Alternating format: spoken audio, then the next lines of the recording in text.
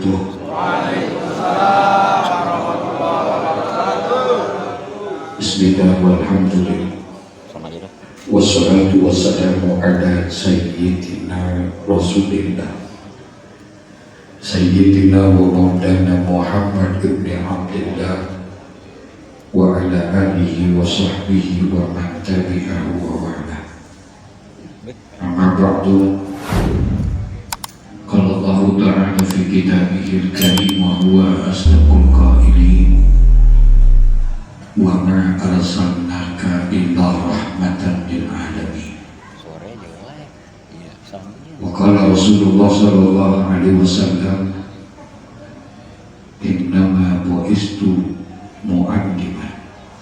Sadaqallahul azim wa ballagha rasuluhul habibul karim wa nahnu ala dzalika minasyahidin wa syakirin walhamdulillahi rabbil alamin. Dari sholat, dari puasa, dari haji, bahkan lebih utama daripada jihad. Kenapa demikian? Karena tidak akan diterima sholat kita, tidak diterima puasa kita, haji, bahkan seluruh amal ibadah kita tidak akan diterima oleh Allah kalau tidak dilandasi. Oleh karena itu, maulid yang ini maulid apa maulid? Oleh karena itu boleh saja kita memperingati maulud di mana-mana, tapi ambil satu. Rasulullah ini orang yang ahli ilmu dunia, ilmu akhirat beliau kuasai.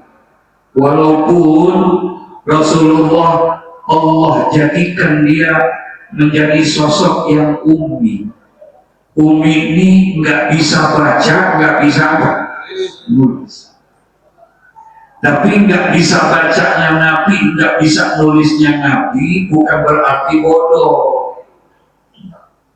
Beda sama kita. Kalau ada orang yang nggak bisa baca, nggak bisa nulis, mungkin orang itu bisa kita bilang apa? Bodoh. Tapi tidak dengan baginda Nabi Muhammad. Allah sengaja berikan beliau ini untuk menjadi orang yang ummi. Makanya ada sholawat yang kita baca, terutama fi yaumil Jumat. Pada hari Jumat sebelum khotib naik mimbar, kita dianjurkan untuk membaca sholawat. Allahumma sholli ala sayyidina Muhammadin wa ala alihi wa sahbihi wa nabiyyil ummi wa ala alihi wa sahbihi. Jadi Nabi Muhammad ini Nabi yang ummi.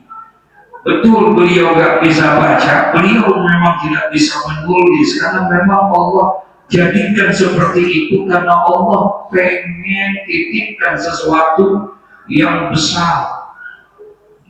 Orang Arab semuanya tahu kalau Nabi itu gak bisa baca, gak bisa tulis. Abu Jahal kenal sama Abu Jahal gak Pak? Kenal. Saya suka ceramah di mana-mana, kalau di sini kok yang kenal Abu Jahal. Itu Abu Jahal tahu Nabi nggak bisa nulis. Abu Lahab tahu nggak bisa nulis, nggak bisa baca. Allah mau titipkan sesuatu, apa? Al-Quran Karim.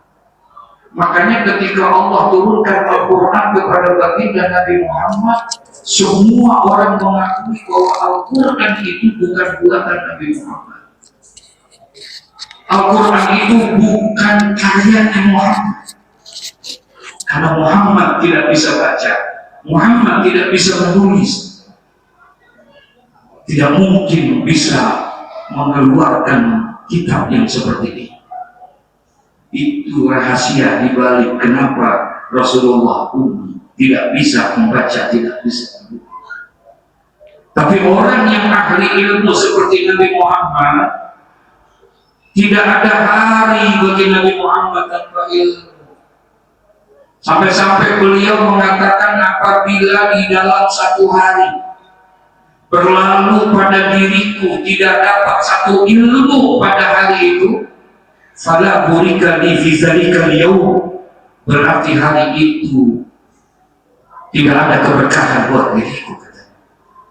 Kalau satu hari Nabi tidak mendapatkan ilmu, berarti hari itu tidak berkah buat Nabi Muhammad. Ini Nabi Muhammad nih, satu hari tidak dapat ilmu, berarti hari itu enggak. Halo, Assalamualaikum. Kalau satu hari Nabi tidak dapat ilmu, berarti hari itu enggak berkah. Ini kita 2 bulan kagak ngaji, rawannya tenang-tenang aja namanya. Ya Allah, tapi bukan orang sini. Kalau sini si ahli ibadah semua. Mudah-mudahan besok malam Sabtu harinya begini lagi nih. Bisa. Kita ke majelis ilmu, kan nggak usah bawa kitab, nggak usah bawa buku, nggak usah bawa pulpen, datang aja. Sayyidina Abdullah ibn Mas'ud dituliskan di dalam satu kitab.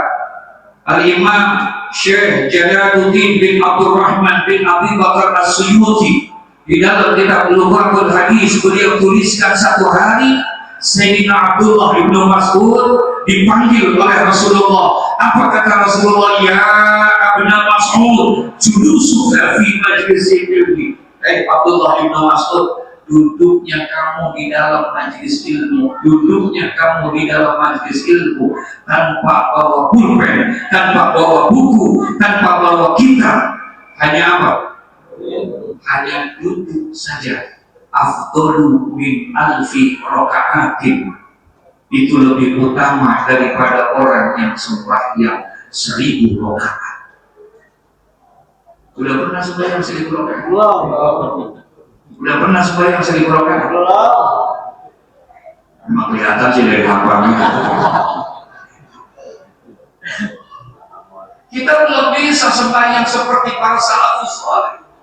Para ulama-ulama tahu terdahulu yang menghidupkan malam-malamnya untuk beribadah. Konon Syekhul Islam Muhyiddin Abi Zakaria Yahya Ibnu Sa'fi An-Nawawi, Imam Nawawi, 20 tahun beliau sembahyang subuh, wudunya wudu isya. Sembahyang subuh, wudunya wudu isya. Berarti dari isya sampai subuh. Apa? Ini ada yang batal belum? Belum. Hah? 3 kali kentut masih kagak bakalan. Dia hidupkan itu malam-malamnya buat beribadah. Mereka hidupkan dengan sholat-sholat qiyamul lail, masya Allah, sampai ada yang sampai 1000 rakaat. Kita nggak sanggup untuk yang begitu, betul ya? Tapi ketika kita duduk di majelis ilmu tanpa bawa buku, tanpa bawa kitab, duduk saja kita di situ. Afdalu min alfi raka'atin, itu lebih utama daripada orang yang sembahyang 1000 rakaat. Ini keberkahan majelis ilmu. Keberkahan majelis ilmu luar biasa. Ini mohon maaf, 700 malaikat dalam kitab Tadribus Sharih dijelasin ada 700 malaikat di atas masjid ini berkumpul mereka. Kemudian para malaikat itu berdoa, ya Allah, ampunilah orang-orang yang duduk di majelis ilmu itu. Insya. Sementara permasalahannya karena pahala itu kan nggak dilihatin, betul ya? Nggak kelihatan itu ganjaran dan pahalanya. Kalau seandainya itu diperlihatkan, kira-kira bagaimana? Nah, perlu nggak nih? 2 lantai penuh nggak? Penuh. Nah, oleh karena itu, ayo hadir kita ke majelis ilmu untuk bisa mendapatkan kita curahan-curahan ilmu, insya Allah, sebagaimana daripada apa tema kita. Nah, yang kedua, akhlakul karimah. Kalau bicara tentang akhlakul karimah, akhlaknya baginda Nabi Muhammad, mohon maaf, gak ada satupun makhluk yang dipuji langsung sama Allah tentang akhlaknya kecuali baginda Nabi Muhammad. Allah langsung puji dengan satu kalimat indah, wa innaka la'ala khuluqin azim. Satu pernyataan langsung dari Allah Subhanahu wa taala tentang akhlaknya bagi Nabi Muhammad. Nabi bisa berakhlakul karimah, maaf nih, Nabi bisa menunjukkan akhlakul karimah itu bukan sama kawan-kawannya, bukan sama teman-temannya, bukan sama saudara-saudaranya, tapi Nabi bisa menunjukkan akhlakul karimah justru kepada musuh-musuh dan kawannya. Makanya dalam catatan sejarah hampir 90% berhasilnya dakwah Nabi Muhammad adalah dengan akhlaknya Nabi Muhammad. 90% berhasilnya dakwah Nabi dengan akhlak. Banyak orang masuk Islam karena melihat apa? Akhlaknya Nabi Muhammad sallallahu alaihi wasallam.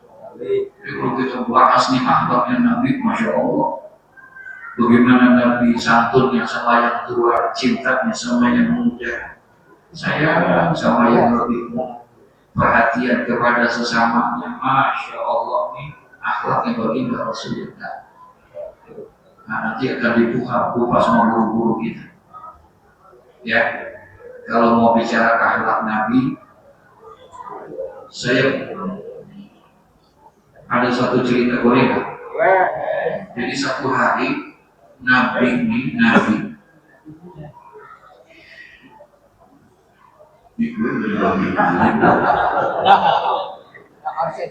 biasanya kalau udah dibagi gue berkah, habis berkah demikian yang bisa saya sampaikan.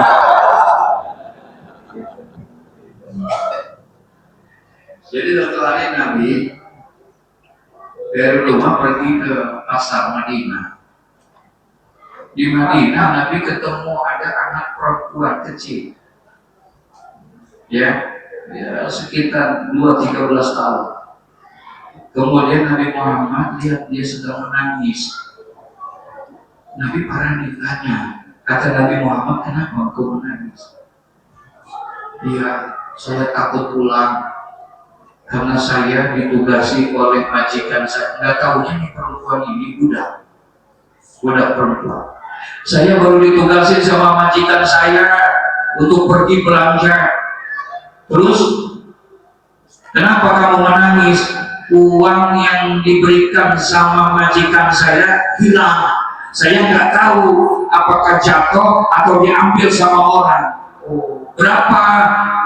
60 dirham.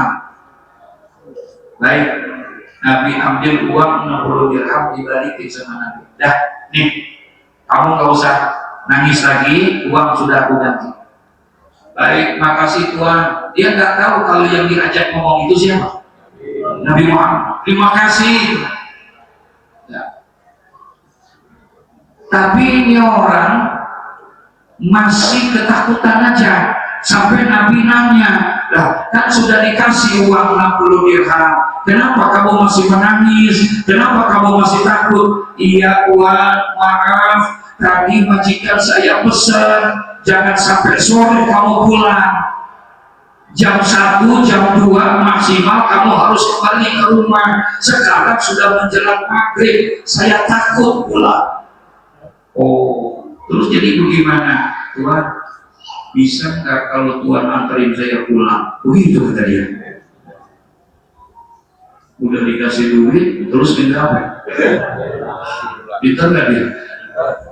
Baik, kata Rasulullah, pulang, diantarin sama Nabi. Ini akhlaknya Nabi. Ya, diantarin tuh budak itu sama Rasulullah. Kemudian sama Rasulullah diajak, di mana rumahmu? Sampailah kepada satu rumah. Yang itu ya Rasulullah, yang itu Tuhan katanya. Oh baik, betul, betul. Kemudian Rasulullah pun mengucapkan salam, mengetok pintu. Assalamualaikum warahmatullah. Salam ke dalam. Ternyata di dalam ada seorang sahibul baiknya. Dia intip tuh dari jendela. Kaget dia, ternyata yang datang siapa? Rasulullah. Kata dia, Masya Allah, luar biasa rumahku kedatangan siapa? Rasulullah. Kemudian dijawablah salam itu, tapi jawabnya dalam hati. Waalaikumsalam warahmatullahi wabarakatuh. Nabi dengar nggak? Enggak. Halo? Enggak. Ini ada orangnya bakal sih.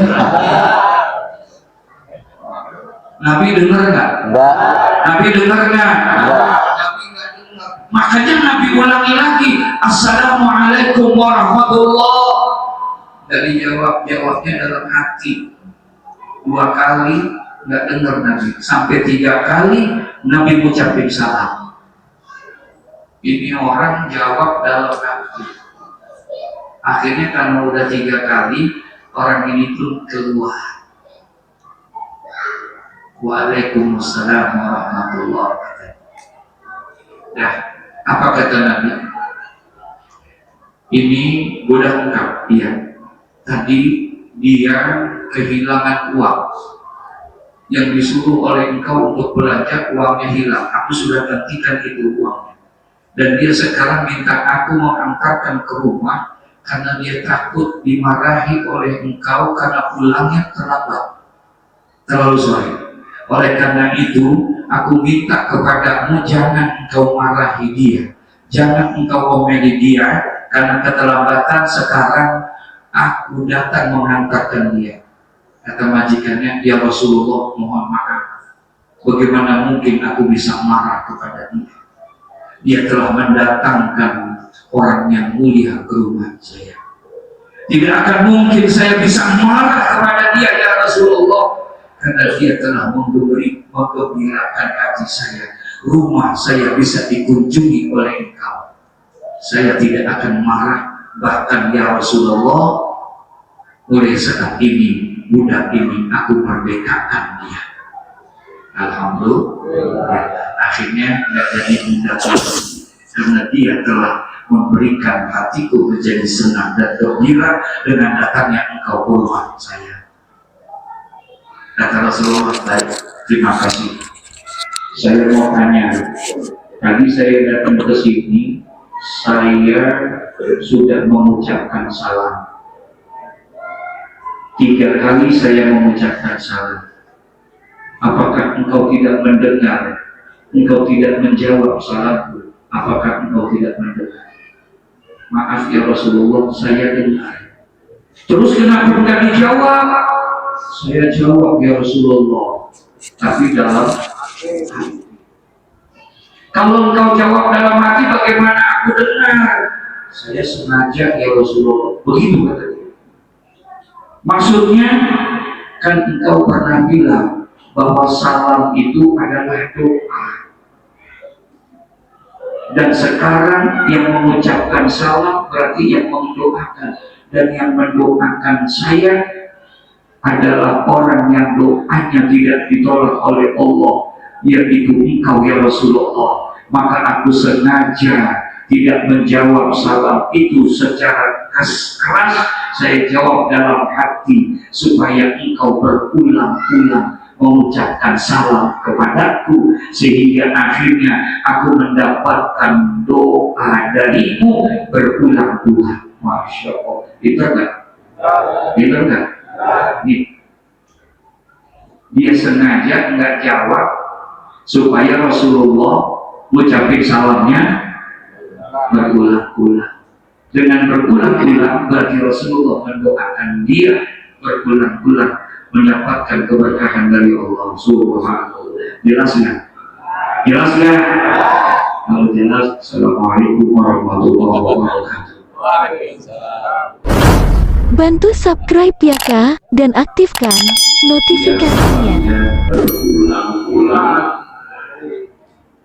Assalamualaikum warahmatullahi wabarakatuh.